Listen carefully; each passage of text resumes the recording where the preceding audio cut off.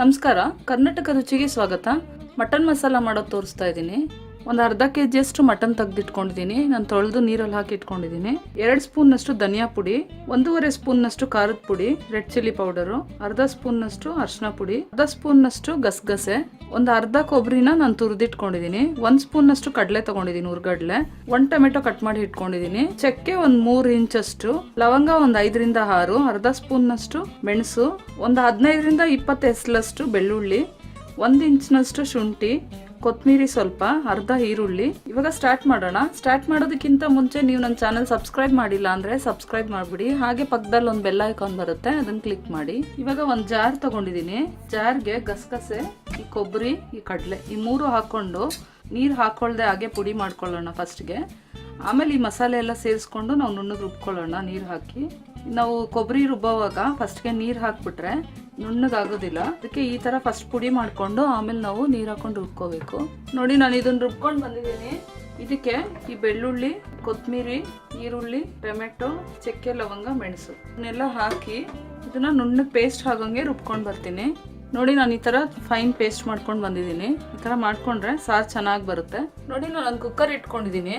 ಒಂದು 2 ಸ್ಪೂನ್ನಷ್ಟು ಎಣ್ಣೆ ಹಾಕ್ಕೊಂಡಿದ್ದೀನಿ ಅಷ್ಟೇ. ಎಣ್ಣೆ ಜಾಸ್ತಿ ಹಾಕಬಾರ್ದು ಮಟನ್ ಸಾರಿಗೆ, ಏಕೆಂದರೆ ಮಟನಲ್ಲಿ ಸ್ವಲ್ಪ ಕೊಬ್ಬು ಬರೋದ್ರಿಂದ ನಾವು ಎಣ್ಣೆ ಜಾಸ್ತಿ ಹಾಕ್ಬಿಟ್ರೆ ಆ ಕೊಬ್ಬೆಲ್ಲ ಬಿಟ್ಕೊಂಡು ಜಾಸ್ತಿ ಜಿಡ್ ಆಗಿಬಿಡುತ್ತೆ.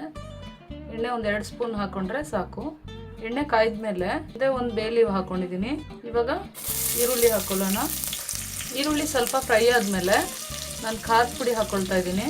ಖಾರದ ಪುಡಿ ನೀವು ಎಣ್ಣೆಗೆ ಹಾಕ್ಕೊಂಡ್ರೆ ಕಲರ್ ಚೆನ್ನಾಗಿ ಬರುತ್ತೆ. ಮತ್ತು ಅರಿಶಿನ ಪುಡಿನೂ ಹಾಕ್ಕೊಳ್ತಿದ್ದೀನಿ. ನೀವು ಮಸಾಲ ಪೌಡರ್ ಹಾಕ್ಕೊಳ್ಳೋವಾಗ ಫ್ಲೇಮ್ ಕಮ್ಮಿ ಇಟ್ಕೊಳ್ಳಿ, ಇಲ್ಲಾಂದರೆ ಸೀದೋಗ್ಬಿಡುತ್ತೆ. ಇವಾಗ ಮಟನ್ ತೊಳೆದಿದ್ದು ಹಾಕ್ಕೊಂಡ್ಬಿಡೋಣ. ಇದನ್ನು ಇನ್ನೊಂದು 5 ನಿಮಿಷ ನಾವು ಚೆನ್ನಾಗಿ ಫ್ರೈ ಮಾಡ್ಕೊಳ್ಳೋಣ. ನೋಡಿ, ಇದಕ್ಕೆ ಸ್ವಲ್ಪ ಉಪ್ಪು ಹಾಕ್ಕೊಳ್ತಿದ್ದೀನಿ. ನಾನು ಕಲ್ಲುಪ್ಪೆ ಹಾಕ್ಕೊಳ್ತಿದ್ದೀನಿ, ಬೇಕಿದ್ರೆ ನೀವು ಪುಡಿ ಉಪ್ಪು ಹಾಕೋಬೋದು. ನೋಡಿ, ಈ ಥರ ಚೆನ್ನಾಗಿ ಫ್ರೈ ಆಗಬೇಕು ಮಟನ್ನು. ಈ ಥರ ಚೆನ್ನಾಗಿ ಫ್ರೈ ಆದಮೇಲೆ ಅದು ಎಣ್ಣೆ ಬಿಡೋಕ್ಕೆ ಶುರುವಾಗುತ್ತೆ. ಅವಾಗ ನಾವು ರುಬ್ಬಿಟ್ಕೊಂಡಿರೋ ಮಸಾಲೆನ ಹಾಕ್ಕೊಳ್ಳೋಣ. ನೀರು ನೋಡ್ಕೊಳ್ಳಿ, ಕನ್ಸಿಸ್ಟೆನ್ಸಿ ಎಷ್ಟು ಬೇಕೋ ಅಷ್ಟು ನೀರು ಹಾಕ್ಕೊಳ್ಳಿ. ಲಾಸ್ಟಿಗೆ ಧನಿಯಾ ಪುಡಿ ಹಾಕ್ತಾ ಇದ್ದೀನಿ.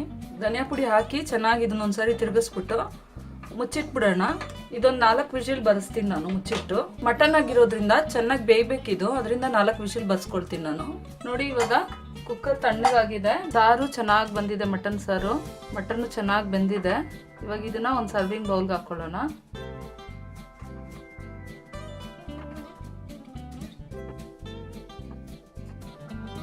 ನೋಡಿದ್ರಲ್ಲ ಫ್ರೆಂಡ್ಸ್, ತುಂಬಾ ಈಸಿಯಾಗಿ ಮಟನ್ ಮಸಾಲ ಗ್ರೇವಿ ಹೇಗೆ ಮಾಡೋದು ಅಂತ. ಇದು ಚಪಾತಿ, ಪೂರಿ, ರೋಟಿ, ಇಡ್ಲಿ, ದೋಸೆ ಎಲ್ಲದಕ್ಕೂ ಚೆನ್ನಾಗಿರುತ್ತೆ. ಈ ರೆಸಿಪಿ ನೀವೊಂದ್ಸರಿ ಟ್ರೈ ಮಾಡಿ ನನಗೆ ಕಾಮೆಂಟ್ಸ್ ಮಾಡಿ. ಹಾಗೆ ಲೈಕ್ ಬಟನ್ ಮೇಲೆ ಕ್ಲಿಕ್ ಮಾಡಿ. ಸಬ್ಸ್ಕ್ರೈಬ್ ಮಾಡೋದನ್ನ ಮರಿಬೇಡಿ. ನೀವು ಸಬ್ಸ್ಕ್ರೈಬ್ ಮಾಡಿದ್ಮೇಲೆ ಪಕ್ಕದಲ್ಲಿ ಒಂದು ಬೆಲ್ ಐಕಾನ್ ಬರುತ್ತೆ. ಬೆಲ್ ಐಕಾನ್ ಮೇಲೆ ಕ್ಲಿಕ್ ಮಾಡಿ. ನೀವು ಅದು ಕ್ಲಿಕ್ ಮಾಡೋದ್ರಿಂದ ನಾನು ಮಾಡೋ ಹೊಸ ರೆಸಿಪೀಸ್ ನೋಟಿಫಿಕೇಶನ್ ನಿಮಗೆ ಬರುತ್ತೆ. ಹಾಗೆ ನಿಮ್ಮ ಫ್ರೆಂಡ್ಸ್ ಆ್ಯಂಡ್ ರಿಲೇಟಿವ್ಸ್ಗೆ ಶೇರ್ ಮಾಡಿ ಫ್ರೆಂಡ್ಸ್. Thank you.